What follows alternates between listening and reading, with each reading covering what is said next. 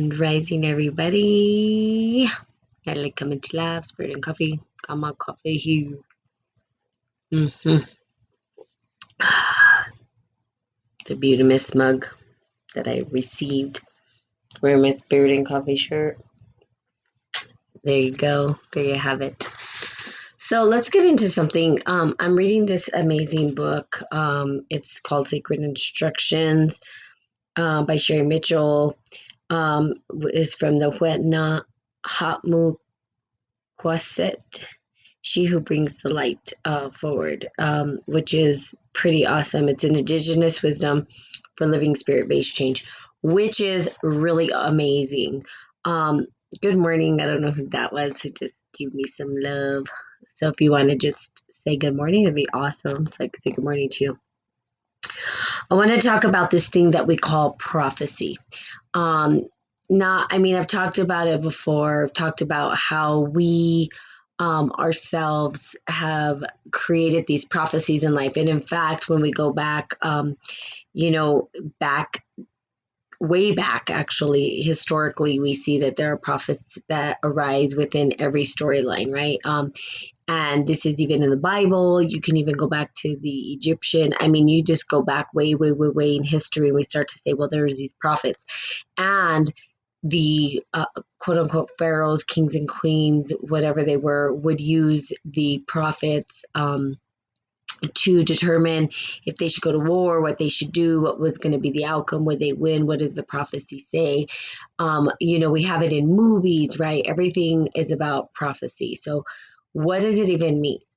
And so for me, whenever I'm trying to figure out, well, what is the meaning of this particular word that we use, right? The function of the word, the way that we utilize language and words is critical because we literally are just trying to express what the internal and external world are trying to rectify what the internal and external world is trying to tell us. So we're basically saying, this is what I see, and this is how I'm going to communicate it.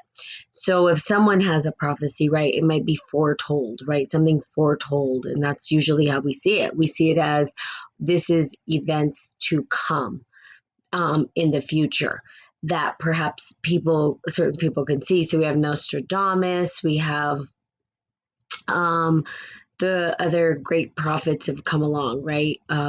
We even have and I can't even remember the lady's name, but she got her eyes burned and she talked about a time of fire.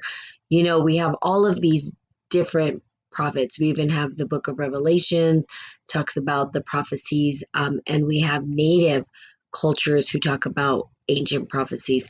So from the perspective of sacred instruction, she talks about some of the indigenous prophecies that were to come.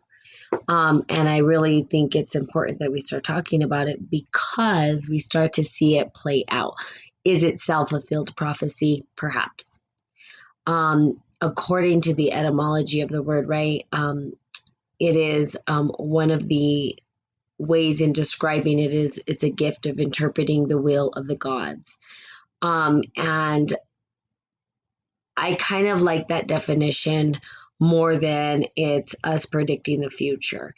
And the reason why is because when we say gift of interpreting the will of gods, we start to talk from a more alchemic, spiritual, esoteric way of describing the world, meaning that we can change what we feel are prophecies. We don't have to say that this is set in stone.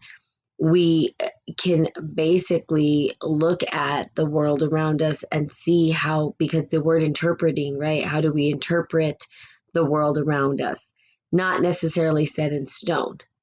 We're trying to interpret what we see as natural phenomena, and we try to put some kind of a word or label on it and what is to come. Now, again, it is the mere observation of patterns that we see in our life. There are patterns that continue to repeat ourselves. And in fact, when we're looking at this book, they say this is the 5th time that we're going through the same situation where we're faced with these critical issues that are happening in the world. these issues of the resources running out for the survival of our species. Now, I'm not going to say that the world is going to die, but the survival of certain species, right? And actually, a lot of species. We have more species dying off every day and going extinct than ever before. So we see that there's this thing that's happening. It's a chain. Now it's up to us to change the storyline and the prophecies that have come. So we have, she talks about a couple, Crazy Horse, and I love this writer. I love the way she writes. The Rainbow Warrior, Rainbow Warrior Prophecy, the Shinab, I don't know how to say, Prophecy of the Seven Fires, Gathering the Eight Fires, the Crazy Horse Prophecy, and then what is our responsibility in all of it?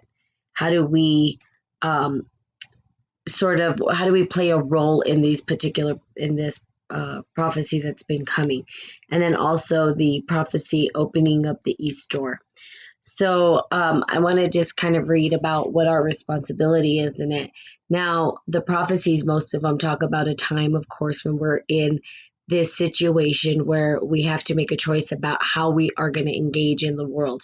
And we are either going to be in harmony with nature and the elements around us, or we're not, and we're going to sort of be at odds with nature, where we think that we can control nature, which is what I call the manipulation of the elements, which tends to lead to destruction. Now, destruction of the earth itself, no. The earth itself will heal, but the destruction of our species, basically. The destruction of human beings, because that's what we're doing. We're basically killing ourselves.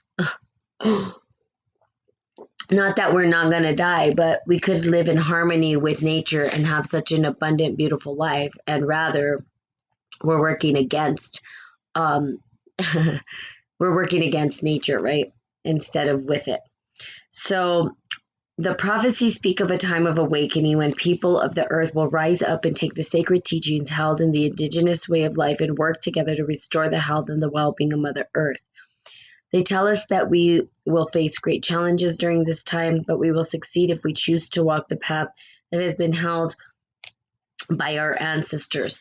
We see that there have been an uprise of individuals, and they call them the rainbow people, right? People of all nations, all colors, come to protect and preserve life itself.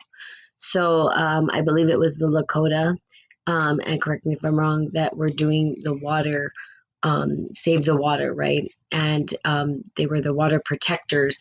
So we have the protectors of certain elemental places in the world that come to say we are going to protect the earth itself. We are going to protect this natural resource, and we are going to say no more. How did we get to this point? It's very simple. We believe in duality. We see the world through a duality lens, and we've created a place where we feel as though that's truth. We're so far removed from our connection to the planet, to the earth, and we see ourselves as separate from it rather than a part of it, rather than an extension of it. We don't see the trees and the plants, and I'm not saying all of us, but most of us don't see the trees and plants as our brothers and sisters. They are at one with us, not at odds, but we're creating odds, and we're waging war against natural elements. That's what we're doing. We're basically waging war against these elemental things that we base our very survival on, human beings. They will fight back. It's part of the dynamic. They will fight back. And let me tell you, Mother Earth will win. We will not win. We cannot win. And why would we even want to do that anyway? What is going through our brains? Not sure. But I know it's power and control, really is what it is, okay? They tell us that we face a great challenge during this time. We will succeed if we choose to walk the path held for us by our ancestors. Our role is not simply observe the emergence of these prophecies, but we've got to actively do something. We've got to actively be involved, participate in the unfolding as we move through these challenging times. We can draw strength from knowing that we are tied to the entire lineage of life. We are loved and supported by generations of ancestors who carried these messages forward to guide us during these times. Their sacred instruction has left us with the map that can lead us back to the humanity and sacred connections that we have lost along the way. Our responsibility during this time is to seek that path and reconnect with the heart-based wisdom that binds us to one another and the rest of creation, all the way back to the beginning of time.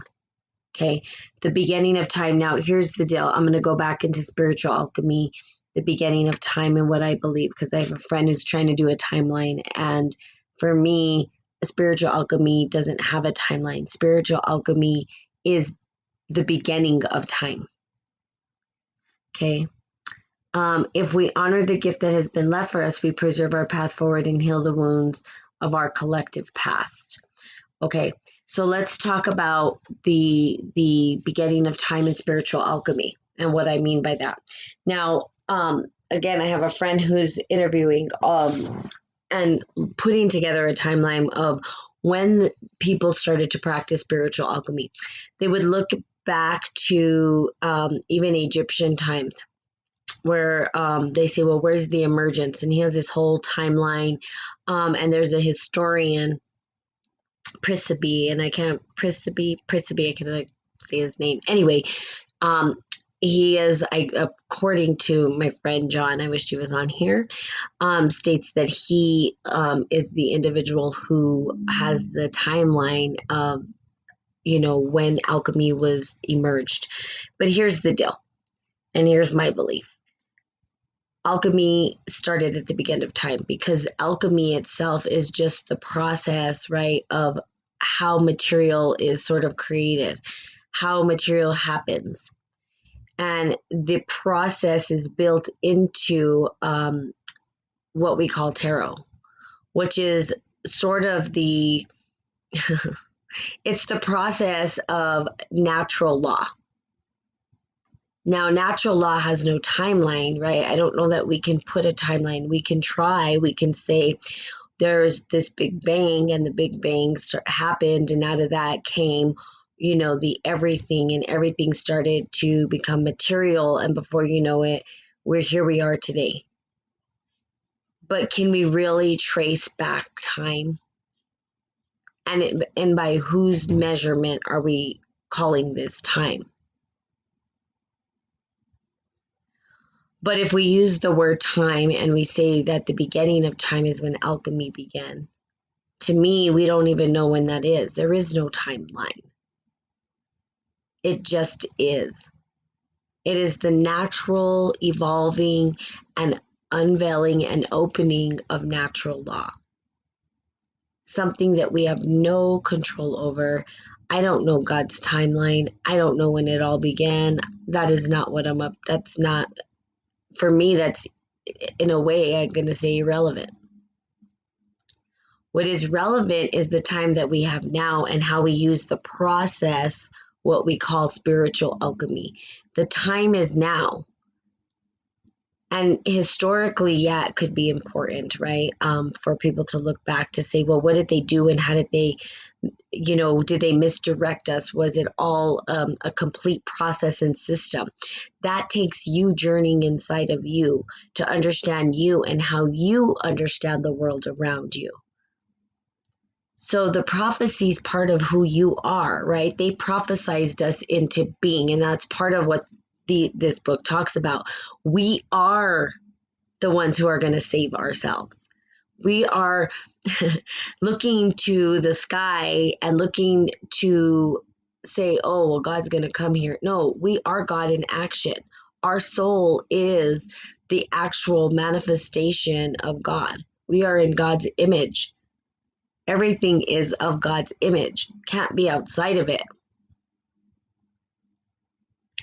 Now, as we view that, it is up to us to remember and to look at our brothers and sisters and remember to, and not just brothers and sisters as in human beings, I'm talking about all of the people on the planet, all of the animals, the plant, all of life, that we can look around it and remember that we are one. There is no separation between us, that we open up our eyes and that we wake up and we remember. As we remember we are one and we walk in unison together, we can start to heal some of the damage that was done. The damage being that we are under the impression or illusion that we are separate from one another when we in fact are not. We want so badly to be different from one another. We're not. We're interdependent on each other. The entire system has been designed, natural law has been designed for the benefit of all good. It's a circular thing. I breathe out CO2 that the plants use, turn into oxygen that I breathe in. It's the cycle of life. There's certain plants that purify the water so that we may drink it. But they purify the water and they need the nutrients that come from that purification that they're doing. Our bodies eat the food to restore and heal, to sustain our own life. Everything is interdependent. We cannot say that we are separate. If we said so, if you thought that you were completely separate and I took off your oxygen, you would die. Your oxygen is not made by you. It's co-participation with the elements around you.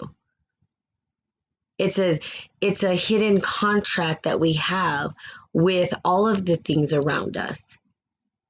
When we look at nature itself, there's a hidden contract that we have agreed to. And if that contract's breached, game over.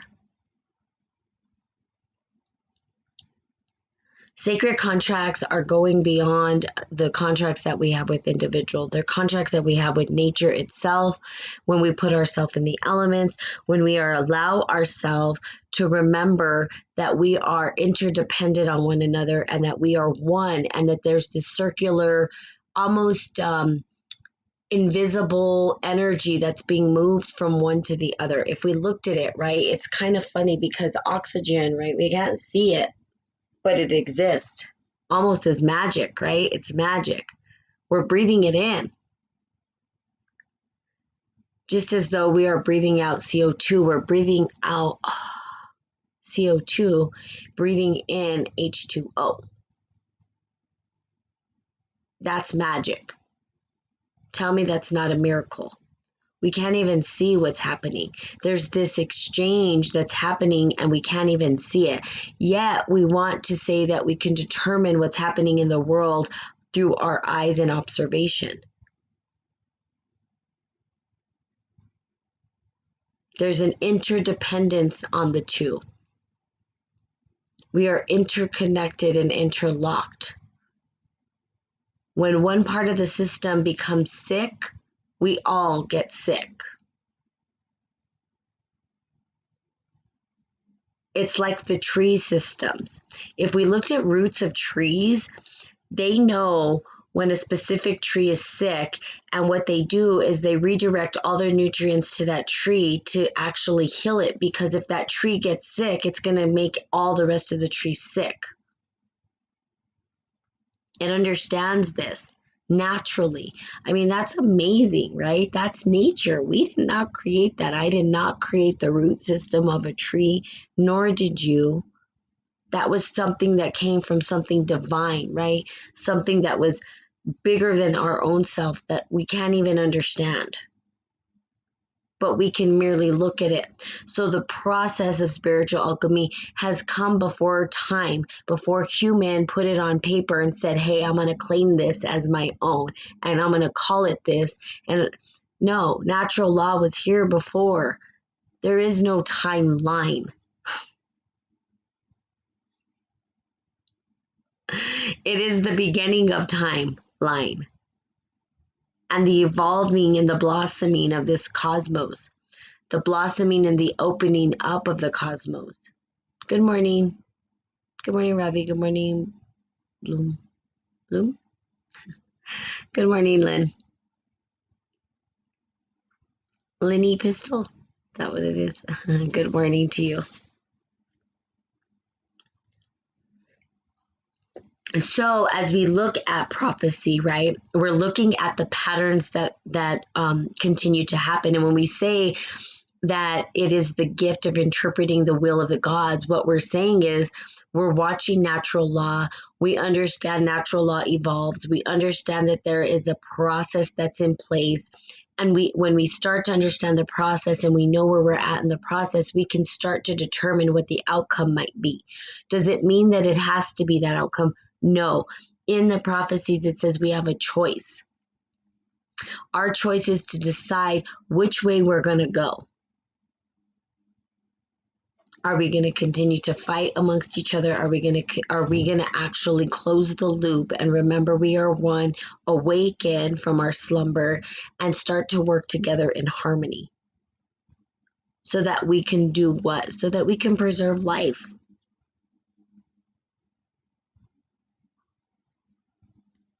So that people can live on. So that we give the people here a chance to be able to love and harmonize in unison with what has been left behind, the natural resources, the things that we have available to us. To be able to experience the beauty and the abundance that is here. The abundance of oxygen that keeps us alive. The abundance of food, which there is, and water. But if we continue to kill it off, it's going to be gone. And what we're going to be left with is a generation of individuals who go through more suffering. And that's totally up to us to decide. So the prophecy does say that it's time for us to get our shit together, wake up, and work together to heal. Our legend tells us this is not the first time we have been in this situation. According to the stories, we have been here 4 times before. 4 times we have come to this place, and 4 times we have failed to follow the message that we were given. Sounds familiar. Good morning, PBG. If you look back historically, we continue to make the same stupid mistakes over and over again. We say or call ourselves, and forgive me, we call ourselves the smartest species on the planet, and yet we can't even learn to live together and love one another. Which is the smartest thing to do, because what does that do? It's the survival of the species. We kill our own self. That's what we do over and over and over again. Out of greed, out of I want more, out of want, consume, right? Like the Tasmanian devil. And we end up with resources, not enough for everybody. And it's the greed. So looking internally at yourself and how you play a role in that is what's going to be important. It starts with one person at a time. And of course, not a message that everybody wants to hear, right? You get people on and off of whatever. Yeah, whatever. Go ahead and do the whatever. Because the whatever is just going to lead to the next generation of suffering. Not really what I'm aiming for. Aiming to support people to remember who they are so that they can know that they play a role in what we call the fifth world, or what these prophecies call the fifth world, to actually wake up, right, and stop repeating the same cycle. But as humans, we numb ourselves out because it's a human thing to do, to numb ourselves out rather than take personal responsibility for the shit that shows up. Remember who you are. Wake up to who you are.